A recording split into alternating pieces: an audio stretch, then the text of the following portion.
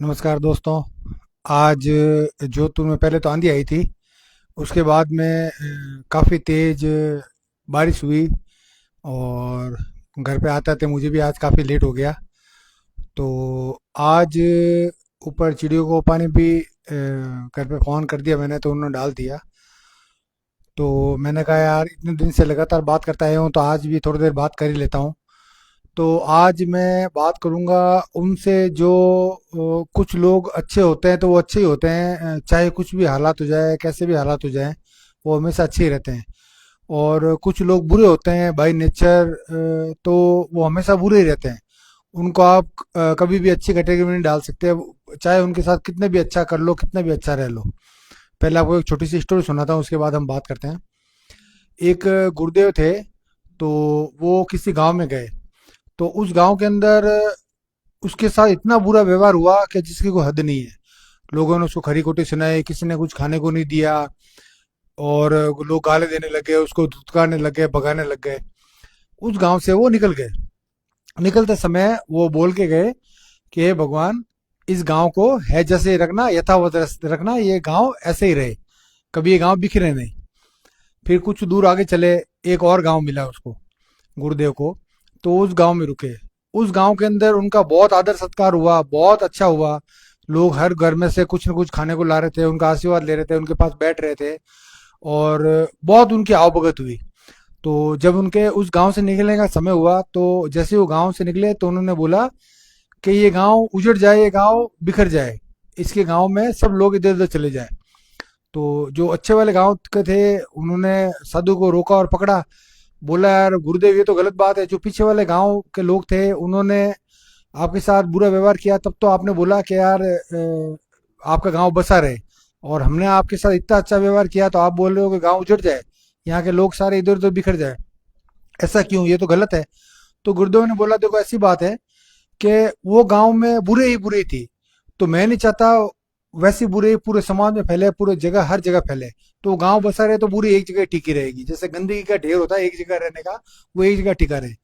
और आप गांव वालों ने सेवा की, आपके सबके अंदर अच्छे भाव है, अच्छे लोगों के आदर भाव है, भगवान में विश्वास करते हो आप।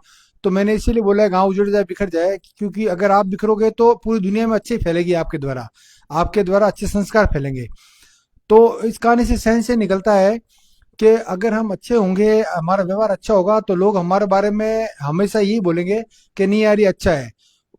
अच्छे को बुरा कभी नहीं बोलेंगे। और अगर हम बुरे हैं तो हमारे व्यवहार के हिसाब से हमें बुरे ही बोलेंगे, कभी अच्छा नहीं बोलेंगे। आपको एक और छोटी सी कहानी सुना देता हूँ इसी बारे में। एक बार महाराज बैठे थे, उनके शिष्य भी बैठे थे, और गुरुदेव अपना ज्ञान दे रहे थे। तभी कोई बंदा आया, आदमी आया, वो गुरुदेव को बड़े ही गंदे तरीके से गाली गलौज करने लग गया। गुरुदेव मुस्कुराते रहे और चुपचाप बैठे रहे। वो चला गया। तो गुरुदेव ने जो शिष्य थे उन्होंने बोला गुरुदेव, हम इतने लोग बैठे हैं, एक आदमी आके इतने गाली गलौज करके चला गया, तो ये तो हमारा अपमान हुआ। तो गुरुदेव ने उनको बोला शिष्य को कि देखो, उसने गाली दी जो भी दी, हमने उसका नहीं लिया, हमने उसका उपहार ग्रहण नहीं किया। तो गाली वो उसी के पास रह गई, ये हमारे तक नहीं पहुंची। बोला उन्होंने हमें, लेकिन ये गाली हम तक पहुंची नहीं, क्योंकि हमने उसका लिया ही नहीं। जब तक हम किसी चीज का उपहार आगे वाले से नहीं लेते, भले वो गाली हो या कुछ भी हो, तब तक वो हम तक नहीं पहुंचता है। तो इस कहानी से भी सेंस ये निकलता है कि कभी भी जो लोग बुरे होते हैं, वो अगर कुछ भी बोले हैं, तो इतना माइंड मत करो। उनका काम ही वही है, बुरा बोलना, बुरा कहना, इधर उधर बुरी बातें करना। और जो अच्छे होते हैं, वो उनके साथ रहो, उनकी संगत में रहो, तो आप भी अच्छी संगत में रहोगे। जैसे एक एप्पल का अगर टोकरी है, उसके अंदर खूब सारे अच्छे एप्पल है, उसके अंदर एक सड़ा हुआ एप्पल डाल दो, तो वो दूसरे दिन सुबह सारे एप्पल सड़ जाएंगे। ठीक है ना। और अगर अच्छे खूब सारे सड़े हुए एप्पल है और एक एप्पल भी अच्छा जा रहा है, तो वो भी सड़ जाएगा। तो कहने का मतलब ये है, इस कहानी से सेंस ये है कि हम अगर अच्छे होंगे तो हमारा हमेशा अच्छा ही होगा, और अच्छे लोगों के साथ ही रहेंगे हम। तो हमेशा अच्छे लोगों के साथ रहो, अच्छा व्यवहार रखो सभी के साथ में। जैसे एक आपको एक और छोटी सी कहानी सुना देता हूँ। एक बार एक शिष्य के साथ एक गुरुदेव नदी पे नहाने के लिए गए। तो इतने में जो बिच्छू आया, उसके गुरुदेव के पानी के अंदर उतरते बिच्छू ने काट लिया। गुरुदेव ने इसको पकड़ा और पानी के अंदर फेंक दिया। फिर वो वापिस आया 2 मिनट के बाद में, और फिर उसने गुरुदेव को काट लिया। गुरुदेव ने फिर इसको पानी में फेंक दिया। ऐसे करते करते 4 बार काट लिया। तो गुरुदेव नहा के बाहर आए, तो शिष्य ने पूछा कि गुरुदेव, ये आपको बार बार काट रहा था, आपने इसको मारा क्यों नहीं, बार बार उठा के फेंक क्यों रहे थे। तो गुरुदेव ने समझाया कि देखो इसका ये बिच्छू ऐसा कर्म ही काटना है, जहर फैलाना है। तो मैं इसको मार के पाप का भागी नहीं बनना चाहता।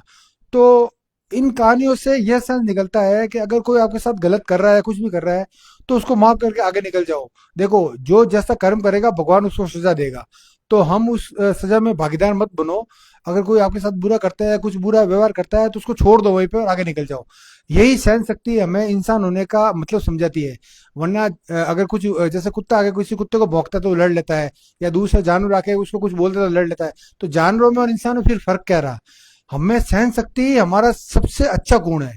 तो हमेशा अंदर सहन शक्ति रखो, अच्छे लोगों के साथ रहो, अच्छे सोसाइटी में रहो, जो अच्छी बात बोलते हैं या अच्छे व्यवहार करते हैं, अच्छी लैंग्वेज बोलते हैं, उनके साथ रहो। और जो बुरी चीजें हैं, बुरा नशा पता करते हैं, बुरे लोग होते हैं, उनसे दूर रहो। ठीक है जी, धन्यवाद, जय श्री राम।